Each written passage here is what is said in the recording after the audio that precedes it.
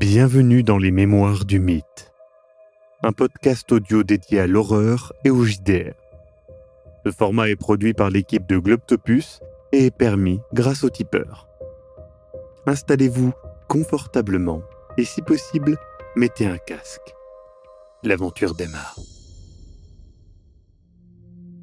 Raymond, tu te réveilles ce matin et tu lis le journal international parce que voilà, en ce moment, tu es un petit peu dans une phase où tu aides l'amicale, tu essayes un petit peu de faire des recherches, mais tu as quand même des passages, tu es un peu dans un passage à vide, on va être honnête, sur le fait que tu sais pas trop dans quoi te lancer, tu ne te vois pas non plus repartir tout de suite dans une grande aventure ou dans une grande expédition. L'amicale, ça t'occupe, mais c'est quand même des tâches qui sont un peu chiantes quand même. Tu ne te vois pas non plus reprendre les études. Donc tu es un peu dans un entre-deux et tu lis justement le journal, cherchant un petit peu des annonces étranges, et tu découvres un article de journal qui annonce que Lady Margaret Jameson est décédée. Dans un terrible incendie où tous les habitants de son hôtel particulier sont morts. La police a conclu un incident criminel, mais aucune piste n'a été trouvée. Donc tu commences à t'interroger là-dessus, mais immédiatement, tu peux voir que tu as reçu un télégramme. Et ce télégramme, c'est un télégramme de ton père. Je passe pas mal de temps à le regarder sans l'ouvrir tout de suite. Et essayer de pas y penser jusqu'au moment où l'inévitable arrive et je prends la décision de l'ouvrir. Dedans, le message est assez court, c'est un télégramme.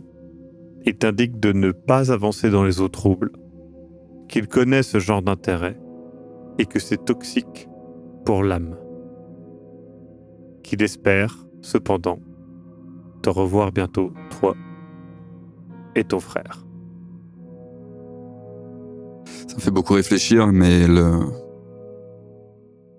au moment où il mentionne mon frère, je me souviens que j'avais oublié de lui répondre. Oui, ça fait plusieurs mois. Et je recherche dans mes papiers, je pense, à un moment où je dois même me retrouver peut-être sur le début de brouillon que j'avais écrit. Oui, tout à fait, c'est vraiment... Tu vois que c'est un début, hein. Ouais. C'est vraiment... Oui, c'était très... Mais à la limite, je le froisse et je prends un nouveau papier et j'écris... je lui écris que j'ai reçu un télégramme de papa et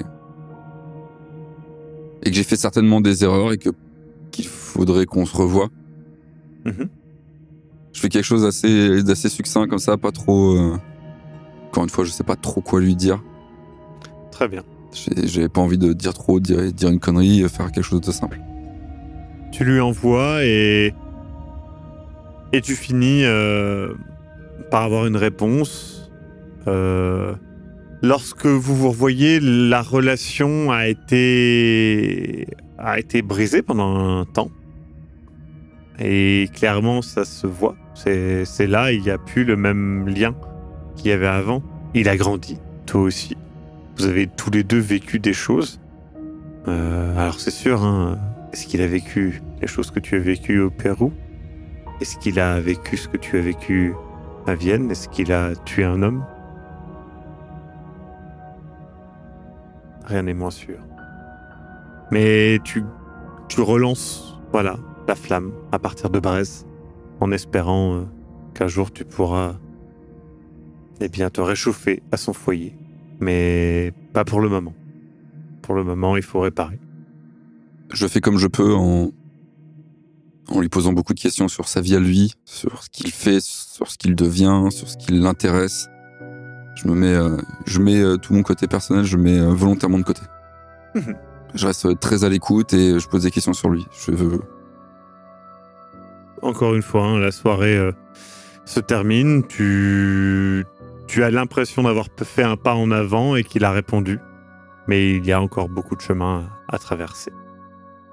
Célia, nous sommes maintenant le 9 octobre 1923. Tu as le nez dans une pile de papier dans ton bureau à la clinique. Tu fais tomber par erreur, par fatigue, hein, peut-être un peu aussi, un dossier. Et par la même occasion, une montre à gousset que tu gardes sur ton bureau, au cas où, pour consulter l'heure de temps en temps. Et justement, en la prenant, tu consultes l'heure. Il est 19h, tu as sauté le repas de midi et tu as, encore une fois, perdu la notion du temps.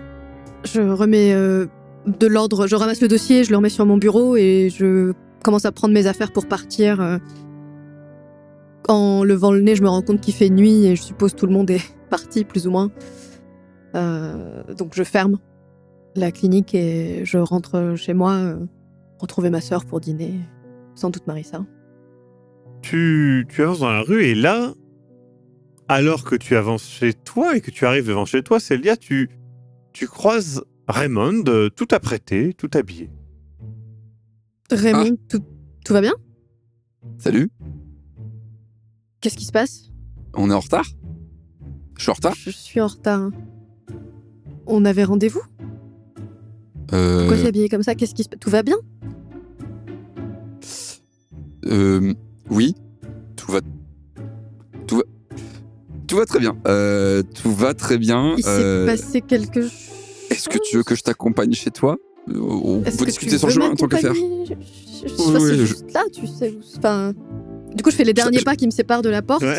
Je t'accompagne. T'es sûr que ça va ? T'as l'air... Oui, ça va. Ça... T'as besoin... Je toque à la porte. Bah, j'enfonce la clé dans la serrure et j'ouvre la porte, du coup. Ouais.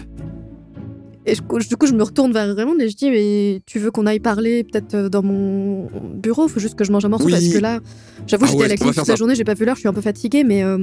Ok, super, on fait Lucas, ça. t'as contacté... T'as réussi à contacter ton prof, du coup, pour le... Enfin, qu'est-ce que... Excuse-moi, je suis un peu... Y a pas de mal. Rentre tranquille et va t'installer. M'installer. Mais tu veux... Qu'est-ce que tu... Tu veux manger un morceau ? J'ouvre la porte de mon salon, du coup...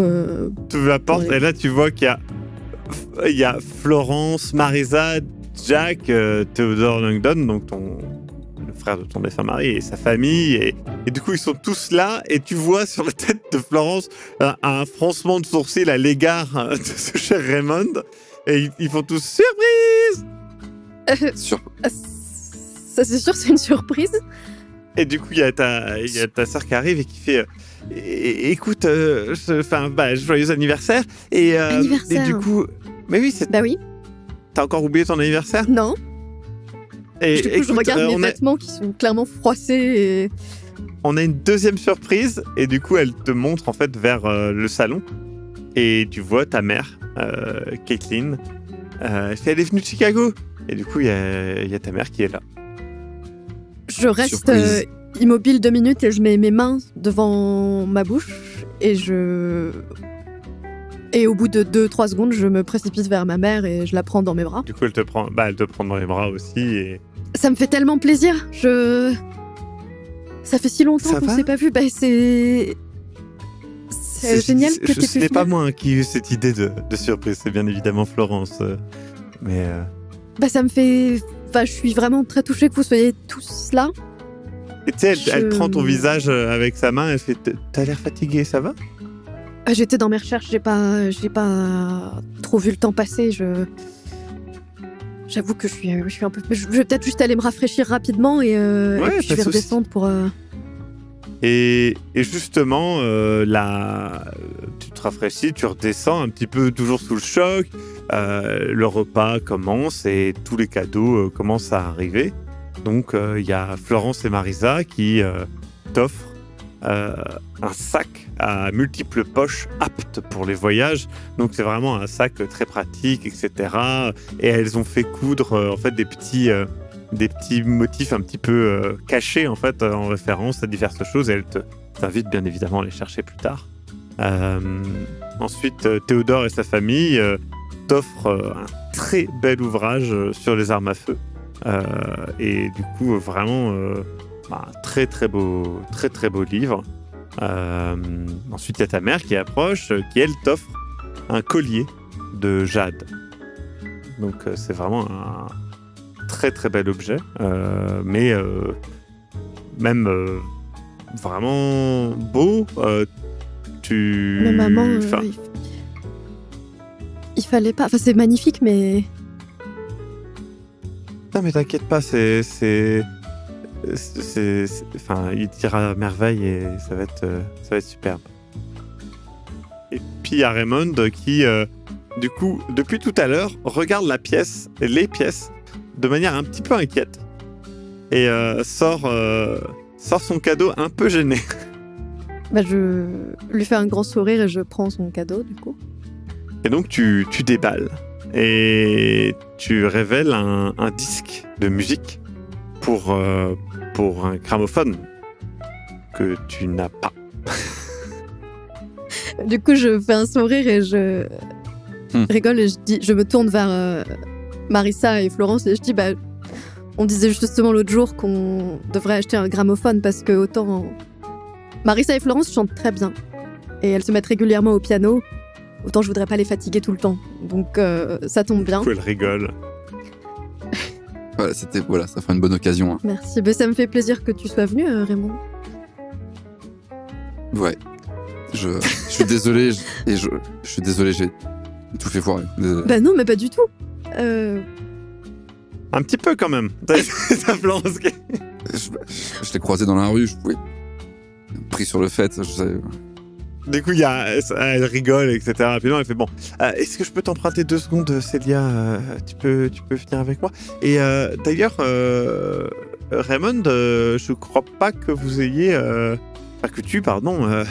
discuté avec Marissa, parce que tu vois que là, pour l'instant, il y a vraiment Jack, Théodore et Caitlin qui discutent un peu plus ensemble. Donc, elle te fait. Vous pourrez échanger parce que je crois que, Raymond, vous venez d'une famille assez... Tu vois qu'il y a un moment de pause et d'un peu de gêne aisé. Oui. Et enfin, il se trouve que Marissa aussi, donc c'est vrai qu'elle a l'habitude de discuter avec moi et Célia, et c'est pas ça. D'accord. Ça va, Florence, on sait quand même faire la conversation. Je rigole en disant oui, ça. Oui, mais je pense qu'elle en a un peu marre de parler des animaux de la ferme et du coup elle rigole et elle part avec Célia, te laissant avec Marissa. Donc Célia, il y a Florence qui t'amène dans sa chambre et qui fait écoute, maman est arrivée tout à l'heure, elle m'a remis ça. Et... Enfin, écoute, je te laisse... Et du coup, elle te tend une lettre que tu reconnais portée d'écriture de ton père. Instantanément, j'arrête de sourire. Et je prends la lettre pour la lire. En gros, il explique que l'année prochaine, pour quelques mois, il vient en Californie. Et qu'il aimerait vous voir, toi et Florence. Car, je cite, c'est important. Ça reste très vague, qu'on soit bien d'accord. C'est très succinct. Du coup, je regarde la lettre, je retourne la lettre pour voir s'il n'a pas écrit autre chose au dos. Non. Et je regarde Florence et je dis, éloquent comme à son habitude. Elle a les yeux pleins d'espoir. Tu te rends compte elle attend quelque chose de toi à ce moment-là. Tu le vois. Alors quoi, Florence, tu l'as pas vu depuis que t'avais 5 ans ? Ouais, mais je veux y aller, S'il voulait vraiment nous voir, il pourrait passer à Boston avant d'aller en Californie. Ah oui, mais tu sais pas, non, je sais pas, parce qu'il m'a pas parlé depuis... Oui, mais peu importe, c'est... Écoute, moi je veux y aller, j'ai demandé, par rapport à mes études, ça devrait pas poser de problème. De toute façon, j'avais besoin de... Moi j'irai. Que tu viennes ou pas. Mais tes études, justement, tu sais depuis quand si t'as demandé... Maman, quoi, t'avais envoyé la lettre, en fait, c'est ça Non, c'est juste que... Tu comptais partir ? J'avais... Oui. J'attendais de trouver une bonne raison, un bon moyen de faire un peu comme toi, tu vois. Mais pas des voyages dangereux, mais... Abandonner... L'anesthésie, ça avait l'air d'être ta passion. En plus, à Boston, c'est... Oui, mais je peux faire une pause, y a pas de souci, ça se fait. Ils m'ont rassuré, ils m'ont dit ça peut se faire, y a pas de...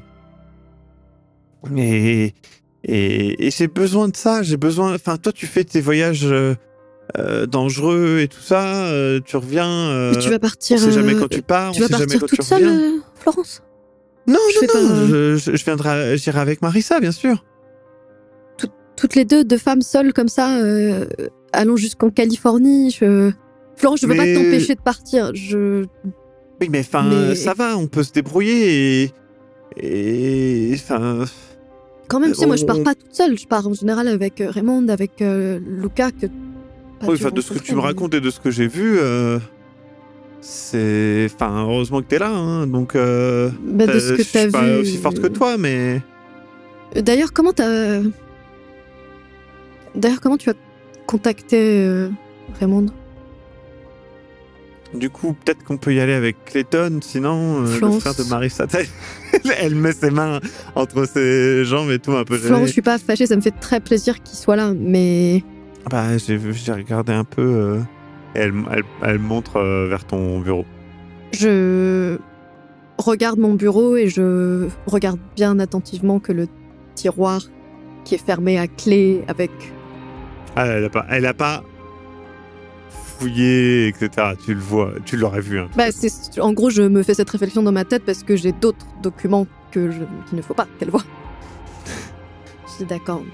Non, mais ça me fait plaisir qu'il soit là, il n'y a pas de... Écoute, de toute façon, je ne peux pas t'empêcher de partir, t'es majeur, je ne veux pas t'empêcher de vivre ta vie et de partir, mais je veux pas que vous partiez seul avec Marissa comme ça.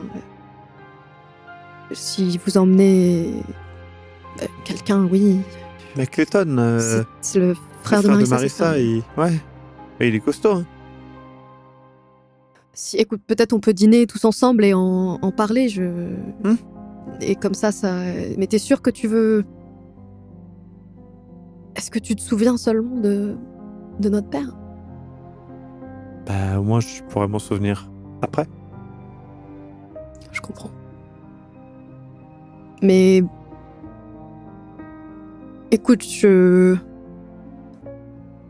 Vas-y, et je comprends que tu veuilles y aller, mais n'y va pas avec trop d'attente envers cet homme. Je sais pas ce qu'il nous veut.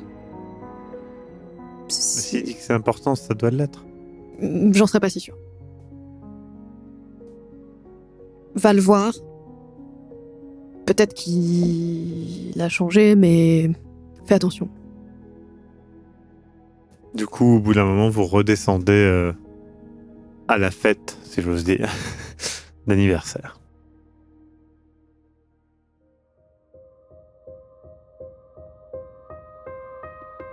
Vous venez d'écouter Les Mémoires du Mythe. Écoutez nos épisodes sur www.globipodcast.fr. Retrouvez la liste complète des épisodes en description. Le rythme de publication est d'un épisode chaque mardi et chaque samedi. Les joueurs et joueuses sont CC Trouille, Eric Da Silva et Sir Mascox. Je suis, moi, le maître du jeu, Maxime Robinet, et l'audio est monté par Ez. Les musiques utilisées viennent du site Epidemic Sound. Soutenez-nous et obtenez les épisodes un mois en avance sur tipeee.com/sombre-machination. À très bientôt.